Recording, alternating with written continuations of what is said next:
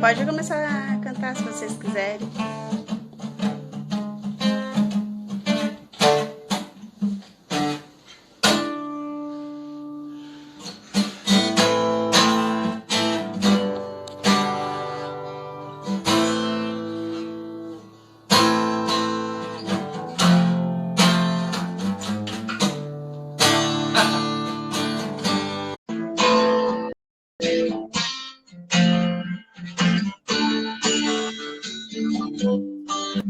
Oi, Oi, boa noite. boa noite. Matheus tocando um Boa noite, pouquinho, a Michele. Luísa. Opa, não apareceram. Cadê? Aí. Oi, obrigada, gente. Boa noite, Carlos. Boa noite, Joana, Cris, Cíntia, Leandro. A Michele aí, ó, gostou do teu óculos. Ah, muito bem, né? Tô Oi, caprichando um Thalita. pouquinho. Isso Oi, aí, pessoal. Geise. Então, daqui a pouco o Matheus e a Luísa vão cantar pra gente uma música que tenha tudo a ver com o nosso tema. E então, como nós prometemos, vamos começar um bate-papo sobre ensino de língua, né? E numa condição muito especial, que é para os imigrantes, né? E que tem sido um desdobramento de projeto que tem sido muito satisfatório para nós, né? Então, não sei, né, Daiane, pode falar um pouquinho também, não só do projeto, mas dos conceitos que envolvem esse projeto, que tem a ver com o ensino de língua, né? Por que nós chamamos, por exemplo, de português como língua de acolhimento e não como português como língua estrangeira? Acho que isso é legal. Então tá. Bom, deixa eu pensar aqui. Bom, eu sou a Daiane, né? Eu sou doutoranda, orientada da professora Ângela, e junto com uma equipe imensa, a gente desenvolve um projeto de extensão na Unesc que atende comunidades migrantes daqui da região. Mas antes de falar um pouco mais do projeto de extensão, eu queria contar uma historinha para tentar desambiguar esses conceitos para que as pessoas entendam um pouco, porque eu sou professora de português como língua estrangeira há quase 14 anos. E toda vez que alguém me pergunta o que eu faço, e eu digo que eu sou professora de português como língua estrangeira, imediatamente as pessoas têm a reação de olhar para mim e perguntar: ah, você dá aula de inglês então? Eu sou professora de português como língua estrangeira. Mas você dá aula de inglês? E aí eu tenho que explicar, não é isso. Português como língua estrangeira é o reverso. Imagina que tem alguém interessado em aprender português do Brasil. Porque normalmente as pessoas não acreditam que há alguém interessado em aprender português do Brasil, né? Depois, a segunda pergunta é essa, né? Quem seriam essas pessoas? E aí é fácil quando você imagina que você vai para um contexto, por exemplo, fazer um intercâmbio na Irlanda, vai ficar lá em Dublin estudando um mês de inglês, né? Ou tá morando na Alemanha e de repente a sua empresa vai ter algum negócio com o Brasil e seria interessante falar português, porque você descobriu que o Brasil não fala espanhol, né? E aí começam essas questões, esses interesses. Então, no mundo tem um número a cada ano mais crescente de pessoas interessadas em aprender português, principalmente pela situação econômica, né? A situação econômica dita mais ou menos o poder das línguas também.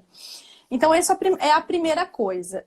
Entendendo isso, né, que existe esse português nessa condição para esse estrangeiro, que é essa pessoa que escolhe estudar português, que vai fazer um investimento financeiro, que talvez faça um intercâmbio, que está lá na sala de aula, assim como a gente, quando vai estudar francês, aqui no Instituto de Idiomas da Unesc, vai estudar italiano, a gente compra o livro, vai para a primeira aula, imagina aquele oi, tudo bem, vê um pouco de norma, vê um pouco da língua e uso, vê todas essas possibilidades. No português como língua de acolhimento, a situação não é essa. Por isso que ele se difere, por isso que ele tem esse status diferente, né? Porque a situação é completamente outra. Normalmente, a gente está falando de pessoas em que talvez desejaram aprender português em algum momento, né? Mas nunca imaginaram, de repente, as suas vidas são mudadas ou por um desastre natural, ou porque o seu país entrou em guerra, ou por uma perseguição política, ou por condições socioeconômicas diversas, e você se vê obrigado a mudar de país.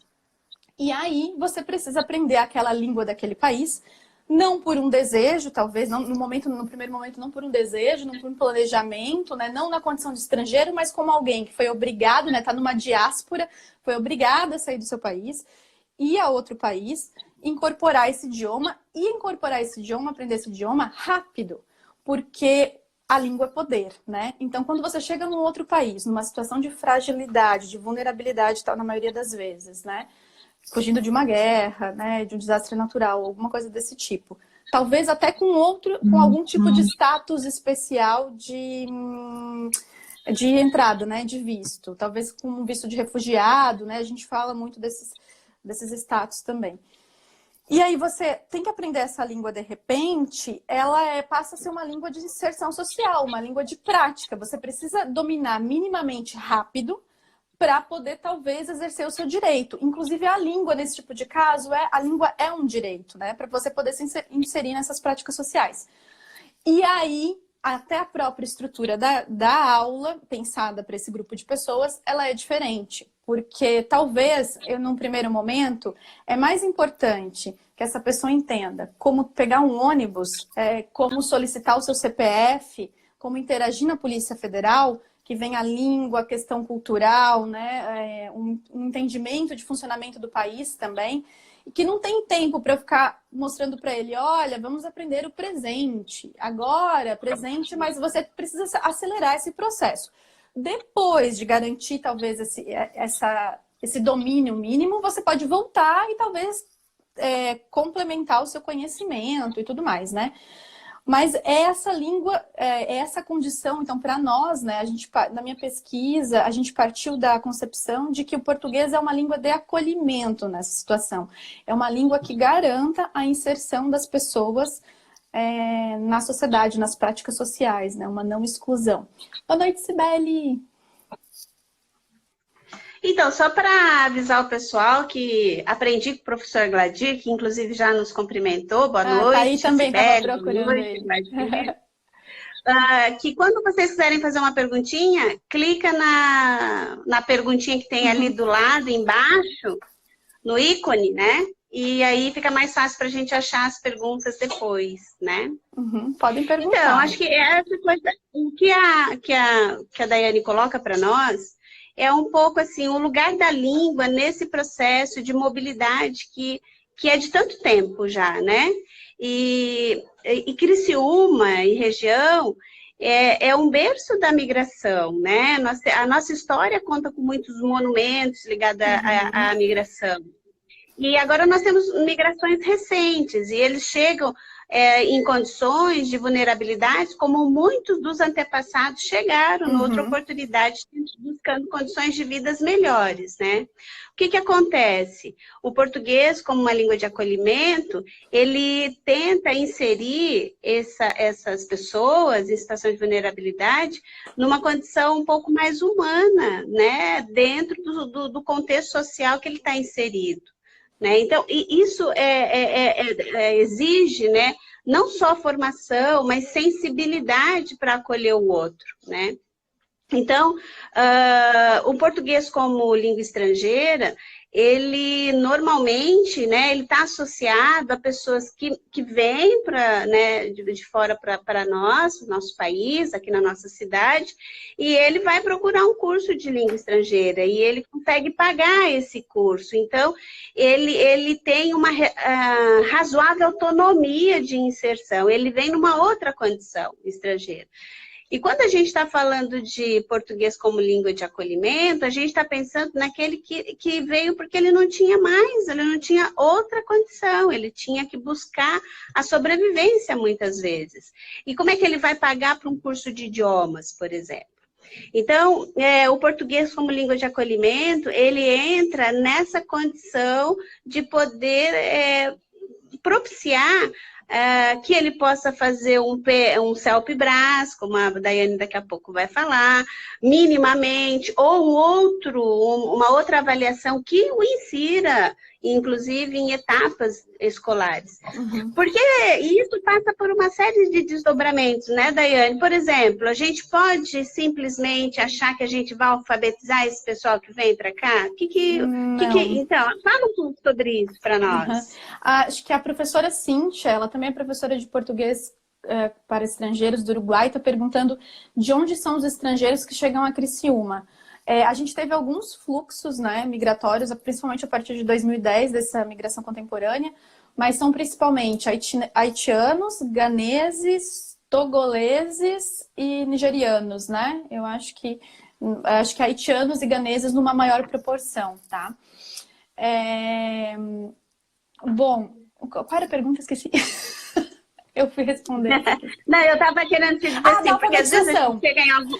Isso, a gente chega em alguns lugares, você vê uma turma super heterogênea e acha que fazer alfabetização para estrangeiros dá conta de inseri-los. Eu queria ouvir a Daiane sobre isso. Tá. O que aconteceu, o que a gente diagnosticou na minha pesquisa, né? A gente fez um levantamento, a gente fez uma pesquisa sociolinguística, né? Ela era baseada nos conceitos de política linguística e português como língua de acolhimento. Então, a política linguística, né, parte dessa ideia que você precisa ter um diagnóstico. A professora Michele está lembrando que também temos senegaleses.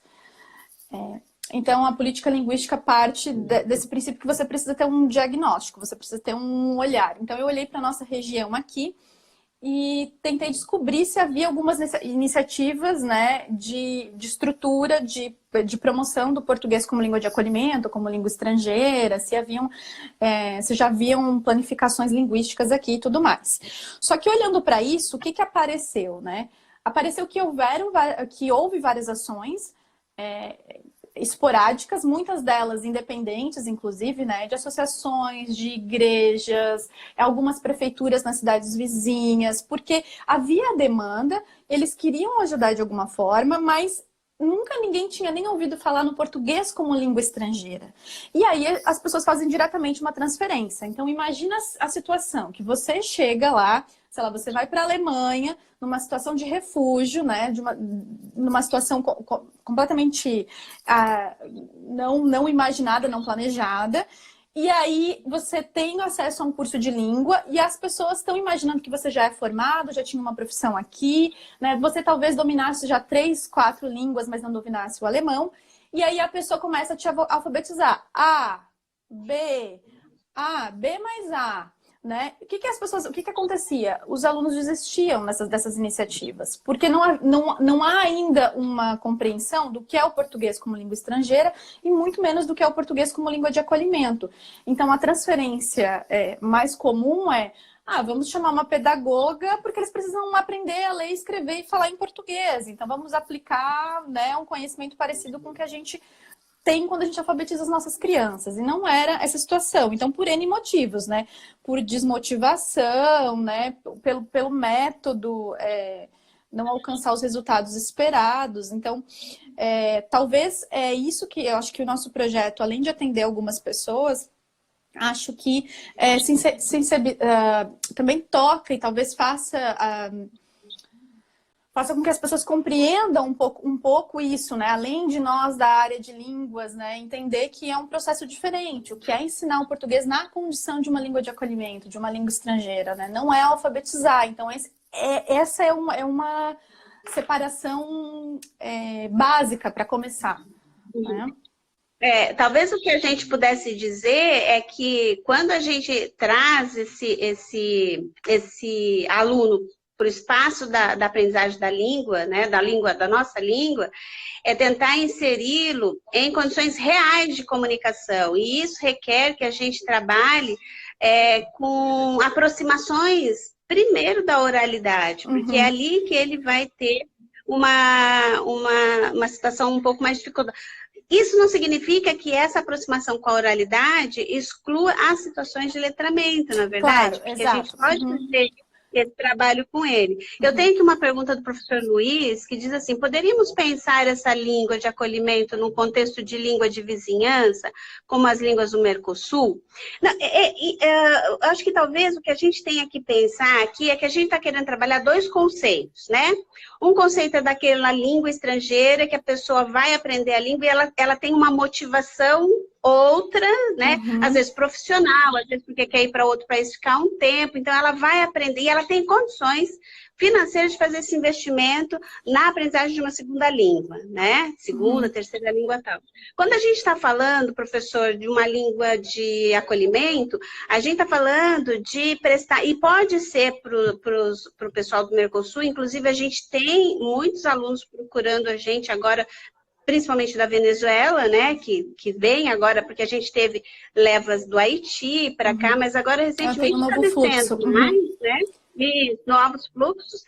Então, o que acontece? A gente vai ter que acolhê-los nessa situação de vulnerabilidade enorme que eles apresentam, emocional, vulnerabilidade da vida que se apresenta para eles. E o que nós podemos proporcionar? Proporcionar a língua como um recurso de fugir um pouco da limitação que vai se apresentar para ele nessa vida. Então, né, não dá para falar língua de vizinhança, mas o português como língua de acolhimento, ele tem essa proposta de acolher quem é que chega para poder se inserir no mercado de trabalho, em outras esferas sociais, para ele poder atuar com dignidade, né? Eu acho que isso que o professor Luiz está comentando, talvez, eu vi que a professora Ana Paula está aí também, é quase uma banca da minha defesa, tá todo mundo aqui, estou me sentindo na defesa outra vez.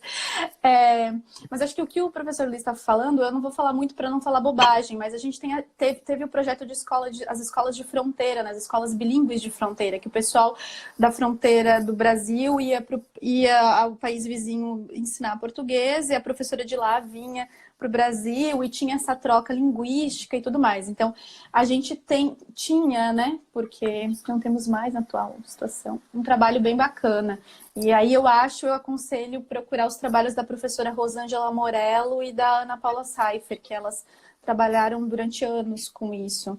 Para não falar bobagem, não tenho certeza das informações. Eu vi acho que assim... Posso falar? Passou Pode aqui falar, um convite, passou a Ciência de Boteco, que é um outro projeto da Unesc, convidando a gente para falar lá em algum momento também. Ah, sim, diz para o pessoal da Ciência do Boteco aí que a gente, Boteco. né? Eu só quero ir quando puder ir ao boteco. Agora não dá. Ah, bom. Tem que pegar o copinho da cachaça na mão, né? Então, alguém está fazendo... O projeto já propiciou a entrada desses participantes para a educação formal, como na educação básica ou graduação, já que estão no espaço acadêmico? A Daiane pode falar um pouco, eu posso falar um pouco, né? Assim, porque uma das... Eles vêm para a gente achando que a gente vai conseguir fazer muitas coisas por ele, né? Eles gostariam de ser reconhecidos como cidadão, né? Eles queriam ver como é que eles podem, né, exercer, né, as práticas de um cidadão e muitas coisas, e nós não conseguimos, né? Porque o que nós nos propusemos junto com a Escola de Imigrantes, que é um baita parceiro nesse nosso projeto, fazer com que eles entendam a dinâmica de uma cultura nova, né? De se apropriar de algum modo de uma cultura nova, né? Uma cultura nova não, uma cultura diferente. Então, mas assim, claro, chega assim essa demanda para a gente, eles querem, por exemplo, no caso dos haitianos, me lembro bem, havia engenheiros no grupo, principalmente lá em Cocal, e eles diziam, eu sou formado, só que com o terremoto que devastou o Haiti, a documentação da universidade se perdeu, a universidade se perdeu, como é que a gente faz, né? Então a gente não consegue dar volta nisso, mas aí a gente conseguia trabalhar então com o nosso público aqui um pouco mais para eles poderem fazer o Enem. Nós tivemos um dos alunos que foi fazer o CELPE-BRAS, que é super difícil, passou no CELPE-BRAS, aí consegue se regularizar. Então, nós temos, assim, no nosso curso de letras, por exemplo, a gente tem um aluno desse grupo, né? Eu não vou me lembrar do nome dele formal, o nome dele, a gente chama ele está no curso de letras, mas a gente já tem indicações de outros que estão se inserindo na educação formal.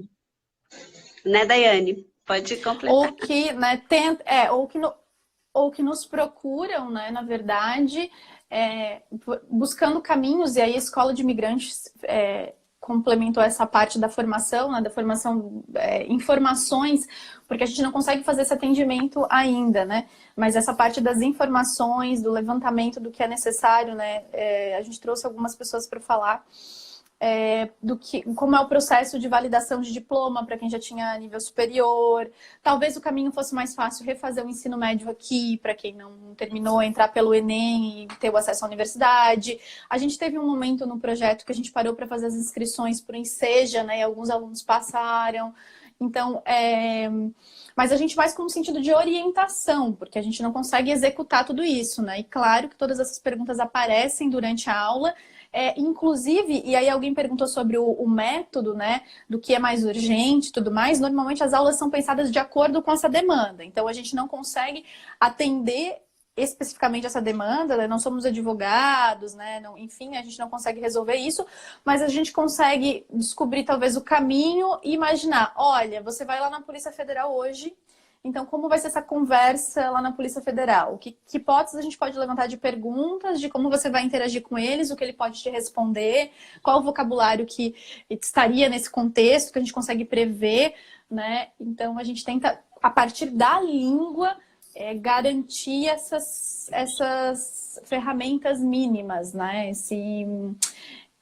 Porque para garantir que ele possa agir linguisticamente, né, para tentar exercer o seu direito. É até aí que a gente consegue ir agora, né? A gente sabe de outros projetos que vão além, mas a nossa demanda no momento a gente consegue atender até aí. Tem uma pergunta aqui da professora Leila Minatti, que já trabalhou no curso de letras. Leila, legal que você está participando. Então, ela pergunta como é que é a escola de imigrantes aqui em Criciúma. Então, a escola de imigrantes é um projeto também da UNESCO, né? Executada, a parte da Escola de Imigrantes é do curso de História. A professora Michele Sequinel, que está à frente, a Michele Cardoso também, e o professor Tiago. Todos o curso de História. E eles, na parceria com a gente, né, Leila? Porque o que acontece? Nós conseguimos trabalhar bastante o ensino de língua a partir daquela necessidade que eles vão levantando. Você deve imaginar que a maior dificuldade deles mesmo é se apropriar da parte mais fonética da língua, né? E a gente percebe isso, que essa representação na escrita é evidente. Então, a gente fica muito nessa parte mesmo de fonética e representação da escrita. É muito interessante isso.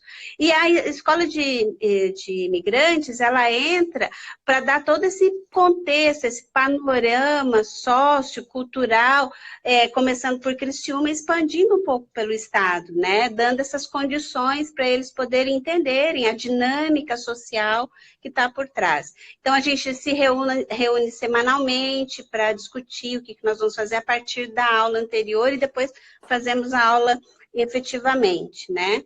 Então, Leila, está convidada a vir conversar com a gente, né? A gente vai te receber com todo carinho aí. Nesse momento, as reuniões são virtuais, né? A gente não consegue... E as aulas, né, não estão acontecendo, né? Então...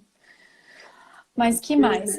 Além de tudo isso, tem a participação dos alunos de letras no projeto, que é bem bacana também, né? Então, acabou se tornando também um espaço de formação, de certa maneira, em que a gente discute, né, um pouco sobre a prática pedagógica do ensino de português na condição de acolhimento, faz esse processo de sensibilização dos alunos, né, essa experiência das relações interpessoais, né? E o entendimento um pouco desse multilinguismo, porque uma das coisas importantes da tecla que a gente bate é que aprender essa língua para poder agir linguisticamente aqui no país e poder exercer seus direitos, não significa perder a sua. Então, a gente também trabalha com a ideia da valorização do multilinguismo. Quanto mais línguas, melhores. Quanto mais línguas as pessoas falarem, quanto mais línguas estiverem presentes aqui, é melhor. Para a gente não cometer um erro, como a gente já cometeu no passado, né? Talvez hoje nós pudéssemos ser naturalmente aqui trilíngues, né? Ou mais, né? Com a proibição e a perseguição dessas pessoas no passado recente do Brasil aí, né? Então, sempre a Até valorização do multilinguismo. A professora Mônica, ela está perguntando se a gente adotou um material próprio, né? Então, professora, na verdade, a gente não adotou material próprio. Por quê? Porque, assim, como a gente entende, a nossa concepção de língua é uma concepção de língua de diversidade linguística, e entendendo que eles provavelmente falavam, além do idioma deles, né, vários outros idiomas maternos, assim, idiomas As suas línguas, né? das suas línguas maternas, né? E é fato isso. Eles têm a língua oficial inglês ou francês e falam muitas outras línguas que estão no território deles, né? Para poder interagir. E sabendo que nós também temos uma diversidade linguística incrível, né? A gente preferiu e com alguns gêneros textuais, né? Pronto, então, sabíamos que eles eram muito musicais, então íamos com música. E, claro, a partir disso, foi gerando um fato material para a gente voltar e, naquele contexto de discussão do determinado gênero, nós fazíamos, então, a elaboração didática junto com eles, né? Então, a gente tem agora, hoje, um farto material, poderíamos avançar, a ideia é fazer um material, mas um material que seja constitutivo da realidade que a gente está inserido aqui, que a Criciúma tem uma história, né? É uma região carbonífera, e ela avançou em tantos outros sentidos, e isso, eles estão inseridos aqui, né? Não adianta a gente pegar o material de fora, trazer para cá, sem que isso seja significativo na vida deles. Então, a gente procurou elaborar um material próprio. Tem sido um desafio, tá, Mônica? Tem sido um desafio. Porque um dos conceitos, né, em que a gente se apoia de português como língua de acolhimento, da professora Grosso, ela é uma pesquisadora da Universidade de Lisboa, é que justamente o acolhimento precisa olhar para quem são essas pessoas, né? Qual é o objetivo, qual é a urgência maior. Ele é um acolhimento, é uma estratégia para que essas pessoas desenvolvam práticas linguísticas para se inserir socialmente. Então, esse material, se a gente tem um livro estabelecido, pronto e fechado, ele perde um pouco dessa concepção, né? Ele foge um pouco dessa proposta, porque, como a professora Ângela falou no começo, os fluxos também, eles são fluxos distintos, né? A cada momento a gente tem grupos, esses grupos também variam muito, né? A questão da frequência por condições socioeconômicas, o horário, o trabalho. Então, as aulas são muito planejadas a partir das demandas, né? Então, sempre a partir das demandas. Então, exige muito do professor, é exaustiva, assim. A gente saía das aulas no sábado exaustos, porque tem o que a gente consegue prever, o que eles solicitaram na aula anterior e todo o resto que vem aí, que, claro, vão exigir um conhecimento, um domínio da parte técnica, da parte linguística, mas também tem muito essa coisa das relações interpessoais, da sensibilidade, porque muitas vezes a gente tem depoimentos emocionantes durante a aula, a gente tem momentos muito quentes durante a aula, porque a gente mexe muito com as identidades das pessoas, né? Toda vez que a gente fala de língua, é que você tem que se colocar, né? Ou que você tem que lembrar, né? Da sua história, da sua trajetória até chegar aqui. Então, as aulas são sempre muito pensadas, né? O material é sempre desenvolvido de uma aula para outra, na verdade. Da demanda X. Por exemplo, não estava exatamente no nosso cronograma que nós faríamos as inscrições para o Enseja, mas veio essa necessidade e aí a gente teve que pensar uma aula sobre isso. O nosso grupo era muito... ele não é um grupo homogêneo, ele era um grupo muito heterogêneo, então tínhamos que pensar quem tinha o domínio técnico dos equipamentos. O que vai pedir nessa inscrição? Que tipo de informação previamente eles precisam saber para que nós possamos ir, então, até o laboratório de informática e fazer as inscrições online, né? Que conhecimento de língua e tudo mais. Então, a gente juntou todo esse material, preparou isso e aí sim, né, os preparou para que eles fizessem suas próprias inscrições, fossem responsáveis, né? E não fomos lá e fizemos, entregamos um papelzinho para cada um, nem nada disso, né? Então, assim, a Eneida, a esse respeito, ela está fazendo não é uma pergunta, mas uma declaração, né? Sou voluntária em Indaiatuba, São Paulo, de um projeto semelhante. Aqui começamos adotando material disponibilizado pela Acnur. É legal isso. Nós até conhecemos, a gente viu esse material. Acho que a gente chegou a ver esse material. E eu acho que talvez, sabe, Neida, se a gente voltar para esse material agora, a gente consiga talvez até entender o lugar de partida deles, né? Mas a gente precisava sentir primeiro esse projeto. E com E no relação caso acho que o material, esse que foi feito em São Paulo, por exemplo, ele é muito voltado para os sírios. Então, por exemplo, a língua de partida é outra. A estrutura desse material é diferente já, porque ele foi pensado principalmente para os sírios. Né? Não sei se a gente está falando do mesmo, mas... Então, dependendo do grupo, a coisa muda muito. Desculpa, e assim, a gente começou... Não, sem problemas. Na verdade, assim, a Daiane citou a grosso e eu separei um trechinho dela, porque o que acontece, né? Parece, porque a gente não vive esse problema de língua, né? Isso não é o problema do nosso cotidiano. Mas para um imigrante que chega aqui, a língua é um problema do momento que ele aterriza no Brasil. Eu vou ler um trechinho do texto da Grosso para vocês perceberem a centralidade da língua nesse processo e a necessidade de políticas linguísticas, tanto do ponto de vista de governo, né, de Estado, digamos assim, né, como dos outros entes federados, né? Porque não adianta você ter uma legislação, mas você não ter a infraestrutura adequada para que isso aconteça, né? Uhum. Então, o que acontece? A ideia é que... Eu vou ler aqui para vocês perceberem. Então, assim, ó, a situação... vou abrir aspas, tá? A situação da diversidade das nacionalidades e, portanto, da diversidade linguística é tão crítica na Polícia Federal que, em São Paulo, por exemplo, os agentes contam com a ajuda de intérpretes voluntários da Caritas para poder atender aos pedidos de refúgio. Aí, olha a declaração de um deles, né? A tradutora começa o trabalho se sentando no meio de um libanês e um nigeriano, que aguardavam em silêncio diante dos funcionários que deviam entrevistá-los para formalizar a petição de asilo. Abre aspas. Vou ficar aqui porque vou traduzir vocês ao mesmo tempo, né? A tradutora falando para o libanês e o nigeriano. Lhes explica, então, em inglês, tentando agilizar a tarefa. Não foi possível, pois a comunicação entre o funcionário e o imigrante não se reduz a preencher um simples questionário.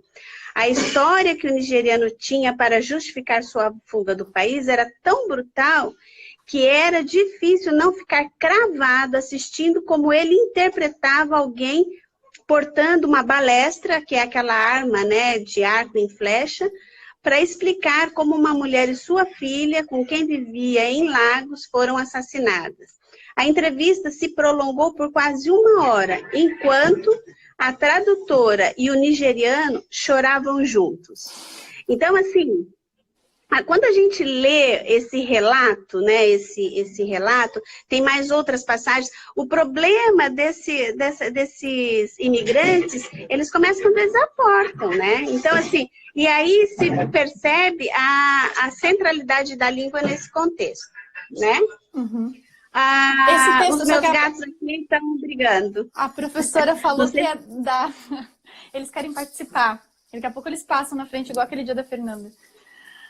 A professora falou que esse texto é da Grosso, é da Rosane, da Rosane Amado, na verdade, a professora da USP, é aquele texto da Cipli, que está na revista da Cipli. Isso mesmo, perfeito. Tá. Mas então, o que eu quero dizer um pouco com isso, que a gente começa essa fala hoje aqui na live dizendo que a mobilidade sempre existiu, né? Então, a gente leu aquele livro do Estranhos à Nossa Porta, que é do Bauman. Sugestão da professora Michele. E ele narra um pouco sobre isso de maneira fantástica, como a gente tem medo daquilo que a gente não conhece, né? Daqueles que são estranhos, né? Eu acho que vale a pena a leitura disso. Tem um comentário sobre isso também. Tem o filme A Flor do Deserto demonstra o desafio de quando está em situação vulnerável e migra para outro país onde não é a mesma da sua língua nativa, onde não é o mesmo país da sua língua nativa. Vai entrar para a lista para assistir. O Gladir pediu para a gente falar um pouco do registro também dos encontros, que as pessoas de outro lugar podem estar interessadas. Mas aí depois, eu acho que a professora quer falar outra coisa. Não, eu queria aproveitar, porque assim, ó, a gente tem registro isso na arte também, né? Aham. Quem sabe também inspira o Gladir a compor alguma música para nós, mas assim, a gente selecionou uma música que ela se chama Diáspora, né? Do grupo dos tribalistas, e porque a gente trabalhou inclusive com o conceito de diáspora com os nossos imigrantes, né? E aí nós temos, por isso que a gente convidou o Matheus e a Luísa para cantar para a gente, para vocês perceberem que isso tá por tudo, né? Quem é sensível ao outro percebe o que está acontecendo Uhum. à nossa volta. Então vamos ouvi-los, por favor. Viu? A gente deu um jeito de ter música. Acho que bate.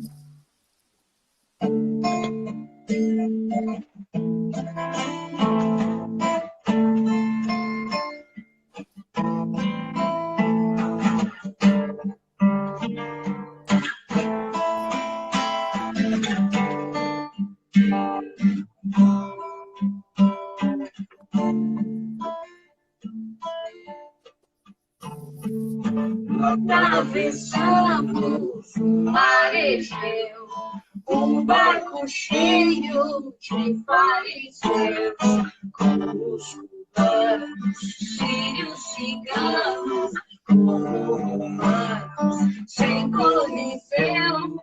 Atravessamos do outro lado, no Rio Vermelho, no Mar Sagrado, shoppings superlotados de retirantes, refugiados. Where are you? Where are you? Where are you? Onde está meu irmão sem irmã, o meu filho sem pai, minha mãe sem avó, dando a mão pra ninguém, sem lugar pra ficar, os meninos sem pai. Onde estás, Senhor? Onde estás? Onde estás? Where are you?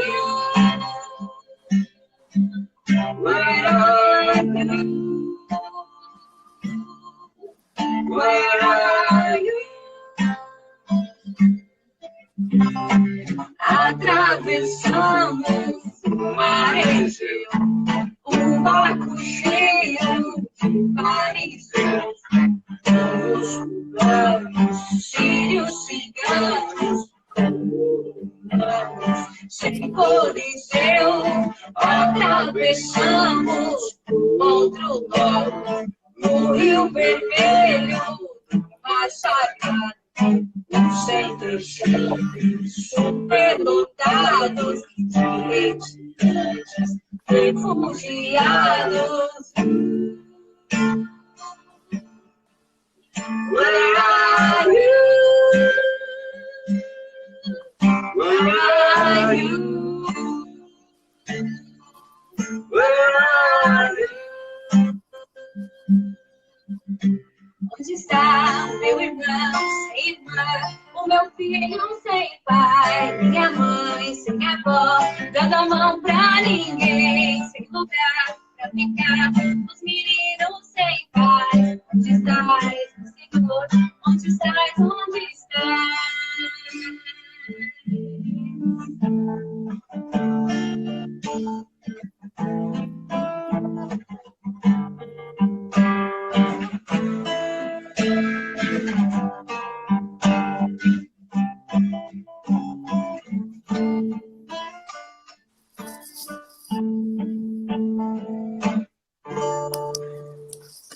Obrigada, gente.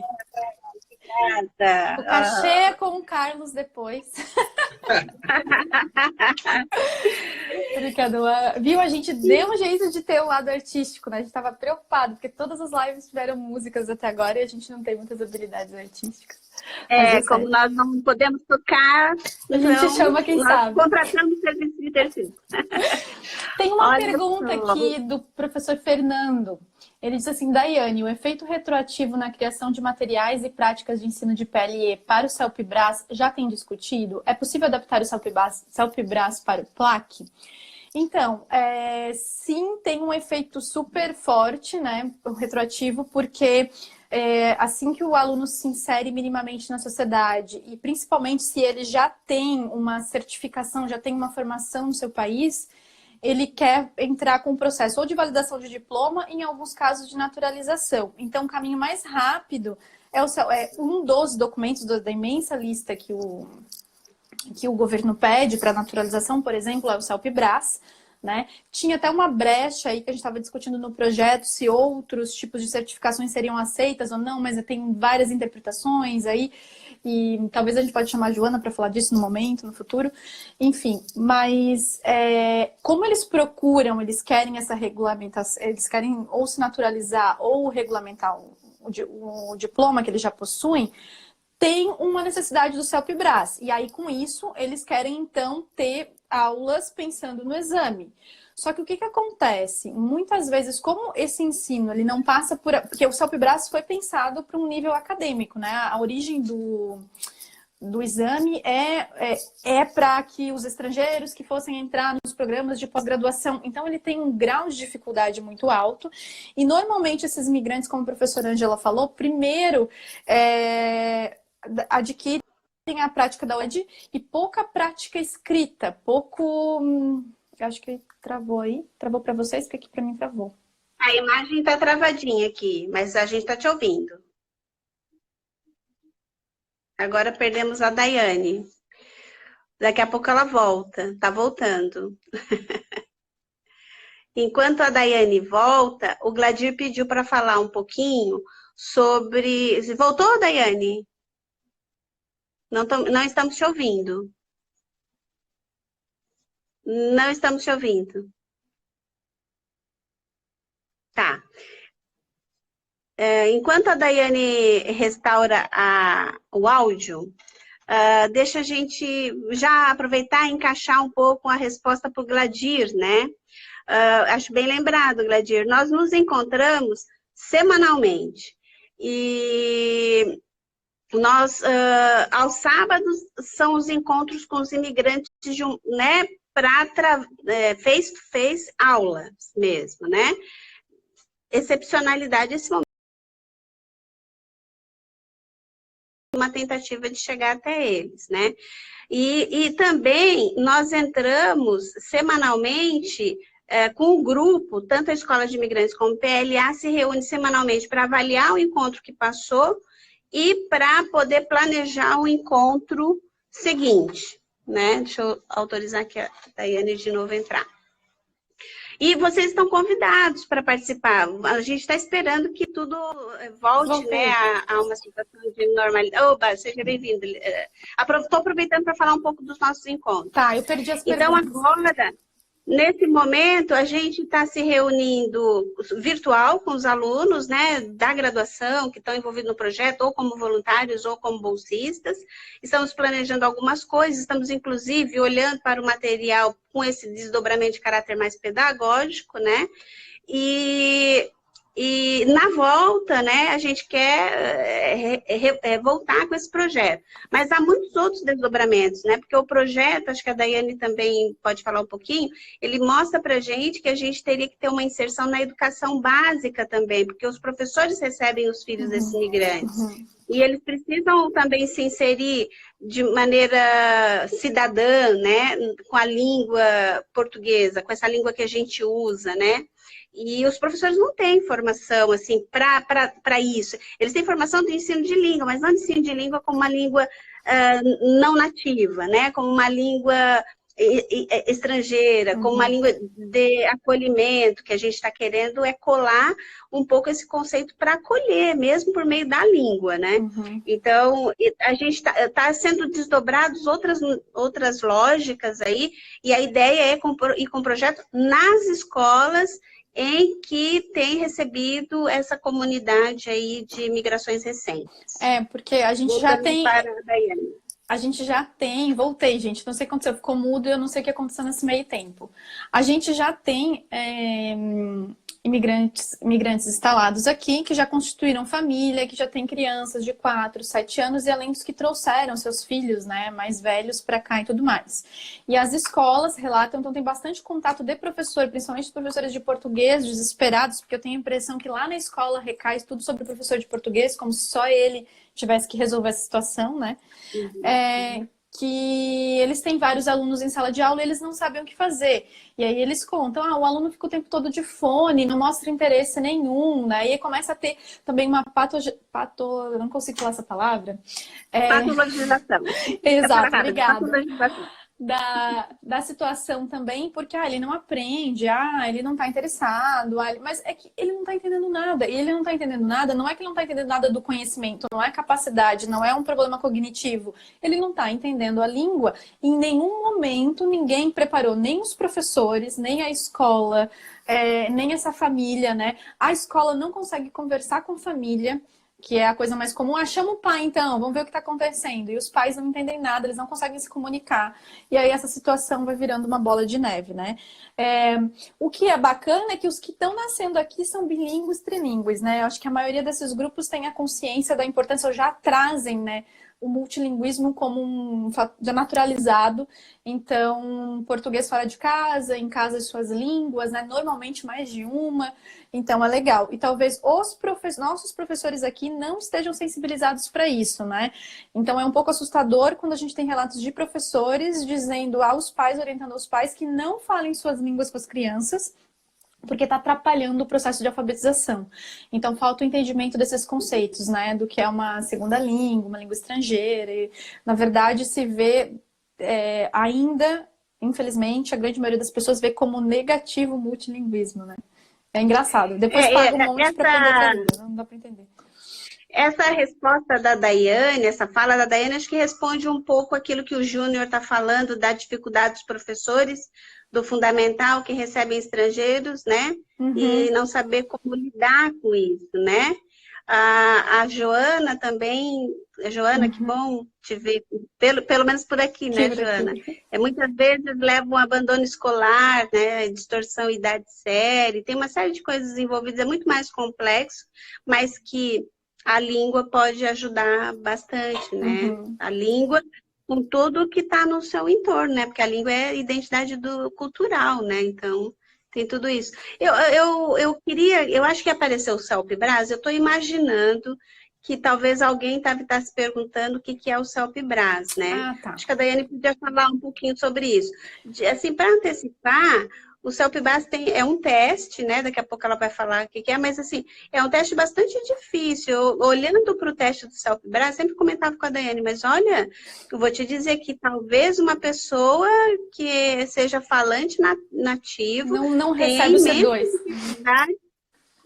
Tem imensa dificuldade em fazer o teste. E nós fomos buscar outras alternativas de avaliação, mas eu queria que a Daiane pudesse falar um pouco para a gente sobre o CELPE-BRAS.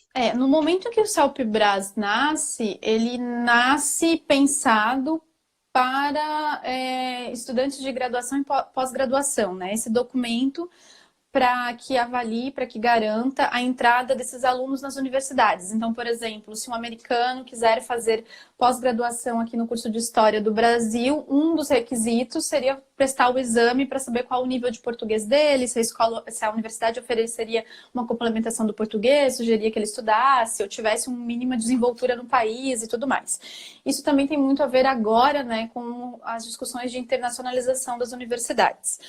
Mas, na sua origem, então, era essa função. Então, ele nasce como um exame extremamente acadêmico, né? Ele mede o nível de português numa habilidade de formalidade super alta. Então, ele é desenvolvido... Mas só para explicar o que ele é, o CELPE-BRAS é o Certificado Internacional de Português como Língua Estrangeira. E até hoje, no Brasil, ele é o único reconhecido pelo MEC, né? O Fernando está complementando, né? De 97, né? Em 2018, na UFSC, de 97 inscritos no total, 56 fizeram por motivos de naturalização, né? E apenas 3 foram aprovados. Sim, porque... Ele acaba sendo excludente, né? Ele acaba sendo muito excludente. Ele é muito específico, então ele desenvolve tarefas, né? Você tem que escrever, por exemplo, em outro contexto, quando eu dava aula de português como língua estrangeira na Argentina, então pensem que é uma pessoa que mora na Argentina, está aprendendo português e vai fazer o exame e tudo mais. Eu tive um aluno que tinha um nível altíssimo de português, ele tinha todas as habilidades super desenvolvidas, mas ele reprovou no Selfibras porque o enunciado dizia assim: escreva um e-mail formal para o presidente Lula. Eu acho que ainda falava assim, direcionava a situação, pedindo para tal. Ele escreveu um e-mail informal, com uma linguagem, sei lá, você abreviado e alguma coisa desse tipo, e ele foi reprovado. Ele até pediu revisão do exame, etc. Porque aí vai um outro domínio, que é o domínio de gênero, né? É ter passado pela escola, saber o que é um artigo de opinião, ser um leitor fluente na sua língua também, né? Então, ele tem algumas exigências que acabam sendo barreiras e que às vezes não significam que a pessoa não se comunique e não consiga exercer as práticas no país, né? Então, a gente sempre brinca que talvez um brasileiro que faça o Selfibras dificilmente vai tirar o nível C2, classificado como último, né? O C1, C2. Porque é super difícil, ele é extremamente formal. E também ele observa as práticas orais também, né? Através de tarefas, a gente tem a parte dos textos motivadores, né? Que você preenche na sua inscrição assuntos que te interessam, coisas que te motivam, e aí provavelmente no dia o entrevistador vai selecionar alguns cards, ou pode ser uma propaganda, um outdoor, uma matéria, para fazer com que você fale sobre aquilo. E eu, por exemplo, também já tive situações de ter alunos médicos fluentes em português, talvez para ter um nível intermediário avançado, porque aí eles queriam poder estudar aqui, depois voltar para a Colômbia, exercer medicina e tudo mais. E o card para eles foi sobre doação de sangue. Só que eles nunca tinham pensado isso na posição do doador. Embora eles sejam médicos e trabalhem com esses temas, parece óbvio que a relação está posta. Isso os atrapalhou muito. Eles saíram da prova muito incomodados, porque não conseguiram ser tão fluentes ou demonstrar todo o conhecimento que tinham, porque a pergunta mexeu com eles, né? Então, é uma prova difícil. É uma prova extremamente difícil, mas é a única que é reconhecida pelo país no momento. E como nós não estamos num momento amigável de abertura, né? A gente tem a impressão que sempre é colocado mais degraus, né? Para naturalização, principalmente. Né? Ou para validação de Tem diploma. uma pergunta aqui que vai na direção, que é o seguinte: vocês emitem um certificado para os alunos? Ele já é aceito pela Polícia Federal? Então, existe uma legislação que diz que as instituições de ensino superior, credenciadas pelo MEC, podem emitir certificados, né? Quem nos trouxe essa informação, inclusive, foi um advogado, e a Joana também já sabia disso, a gente começou a conversar sobre isso, e por incrível que pareça, quem veio criar essa demanda para nós foi justamente os advogados aqui da região, que são procurados para isso, né? O que acontece? Sim, nós podemos fazer.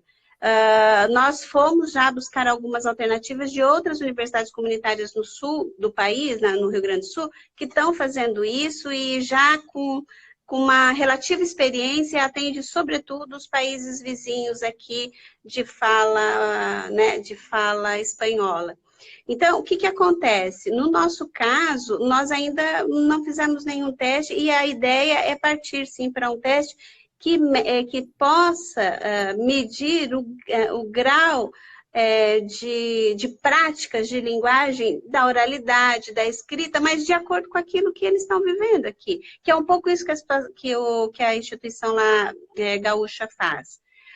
Mas a gente sabe que parece que está já no inconsciente coletivo, que é o Selfibras, que é o exame que é aceito, né? Não está escrito isso do ponto de vista legal, mas existe uma prática já instituída de que o exame do Selfibras é o exame que... Então, a gente precisa agora começar a se unir enquanto instituições de ensino superior para começar a pensar alternativas, né? Para poder, de fato, inseri-los. Porque né? essa portaria, ela é um pouco ambígua. Então, a gente participou do Congresso Internacional de Português como Língua Estrangeira em Manaus, no ano passado, e a gente conversou com vários colegas de várias regiões diferentes do Brasil, de vários estados diferentes, e parece que tem uma dupla interpretação. Então, é meio que cada Polícia Federal, algumas aceitam, outras não. Umas aceitam, a gente também tem, a gente faz a mesma coisa, a gente emite o mesmo documento, também somos uma instituição reconhecida pela MEC, mas lá não funciona, né? Então, justamente, não fica muito claro, entra em questões jurídicas aí um pouco mais complexas. Mas assim, respondendo, a gente está buscando alternativas, a gente não quer ficar refém só de um tipo, né? A gente vai também buscar preparar para o CELPE-BRAS, né, de modo legítimo, mas a gente tem que ter outras opções, né? Não é só o CELPE-BRAS que pode validar. Ok. Obrigada, professora Alex. Obrigada. Tomara Acho que que daqui a pouco a gente vai cair. Né? Daqui a pouquinho, mais uns 5 minutinhos, aproveitar para convidar vocês a acolher o imigrante nas redes de relações de vocês, porque agora, com esse distanciamento social, do ponto de vista físico, não pode ser o elemento para não fazer a aproximação social que eles tanto precisam, né? A gente sabe que o número de desempregos nessas comunidades aumentou bastante em função do coronavírus, e é importante que a nossa live possa sensibilizar você que está aí do outro lado a ser sensível à causa, sensível à situação, né, Daiane? A gente está falando de um grupo que já vem de uma situação de vulnerabilidade, né? E nesse momento, né, a gente espera que esse discurso de ódio não, né? Principalmente ao outro, ao que é estranho, né? Não se fortaleça e que a gente possa realmente... Uma das partes do projeto de extensão é sensibilizar a comunidade, né? Se a gente nunca teve um tempo para pensar nisso, né? E que a gente vê essas pessoas do nosso lado, né? São colegas dos nossos filhos na escola, e muitas vezes a gente não pensa sobre o nosso passado, né? Que somos todos imigrantes, na verdade, filhos de imigrantes, né? Enfim, eu queria falar uma coisa. Queria pedir para que vocês seguissem o arroba, eu coloquei aqui, vou colocar de novo. Arroba PLA Migrantes é o Instagram dos dois projetos, tá? Da Escola de Imigrantes e do projeto de Português como Língua de Acolhimento. E lá vocês vão ver algumas fotos, vão saber mais. E as nossas ações, a gente sempre tenta divulgar tudo que a gente faz, cada passinho que a gente dá lá, tá? Para a comunidade de forma geral. Então fica o convite, coloquei ali, ó, PLA Migrantes. Isso, obrigada, Joana.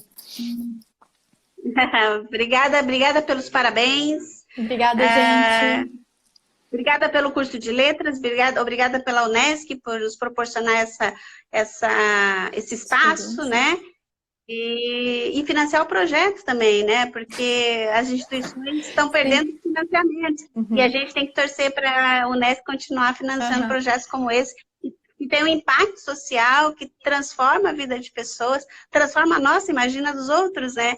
Então, agradecer a Unesc, agradecer todos os nossos alunos voluntários. Puxa vida, a gente teve alunos voluntários fantásticos. O Jonathan, símbolo do aluno voluntário, nós não né? falamos de Libras, né? Então, assim, agora é hora só de agradecer aos nossos amigos que estão curtindo, estão nos parabenizando, a Michele Sequinel, o Gladir, o André, a professora Ana Paula, a Cibele. Muito obrigada por estar aqui, né? Curtindo com a gente esse desafio de falar um pouco de quem nós somos, né? E a língua nos constitui nesse processo mesmo, né, Daiane? Essa é a minha fala. A Daiane dá a deixa dela aí. Eu queria agradecer a participação de todo mundo. Eu vi a minha banca aqui, eu vi o professor André, a professora Ana Paula, a professora Ângela, né? Gente, muito obrigada. A gente fica muito feliz em poder levar para fora do meio científico, né? Além da pesquisa, transformar isso em uma ação, né? E obrigado ao apoio da universidade, pelo projeto de extensão, e a gente espera, a demanda existe, a gente espera que continue, né? Há outras, a gente entende a grandiosidade da coisa toda, né? Mas a gente não dá conta, então a gente vai com o que a gente sabe fazer, né? No nosso caso, fica as questões de língua, e devagarzinho a gente vai tentando atender a comunidade. Eu quero aproveitar e agradecer o Matheus, né, E a filhão, Luísa.